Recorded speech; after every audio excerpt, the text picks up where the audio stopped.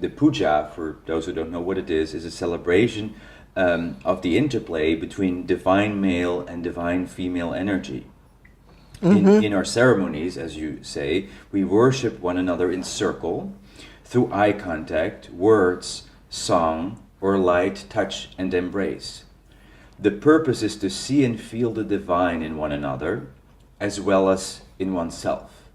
In this simplified Western form, the puja is the heart of our closing ceremony in all our seminars and workshops. And I remember being in your workshop in the mid-90s, and I remember just sobbing deeply. I mean, I love this ritual, and there is a way that my emotional self was opened up every time. I would just remember the singing voice of Sophia and, That's right. and then Charles really gentle voice saying, you look at this person and you see the divine in them, and then you switch to the next person and you do the same exercise on the next person. Yeah, it's very powerful. It continues to be.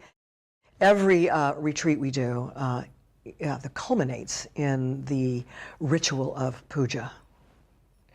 It's devotional worship, and it can be very beautifully done in any group setting. We've done it in Unitarian churches. We've taken the ritual of puja into many groups, and when you take the individual practice of one station of the puja into your sexual loving with another, is puja for two.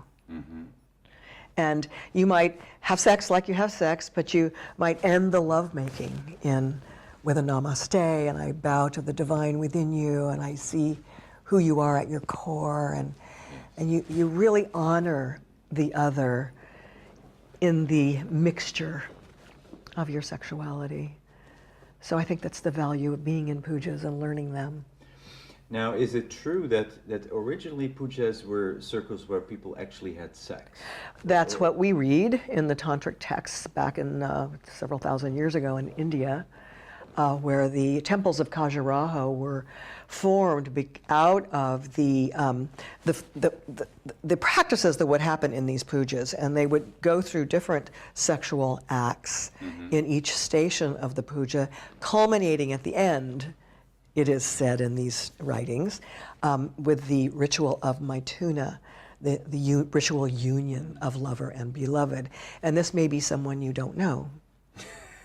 You mean you also switch partners? You switch partners throughout this puja. Now, when we read about those practices and those pujas, I said to Charles, and he said to me, this is not going to work in modern America. This is going to be another kind of a movement. It's too much like swinging. But he was still willing to well, we took what was the essence there, because you can share very eloquently and elegantly your sexual energy with another in these lovely moments of prayer and connection, and not hide that this exists down here.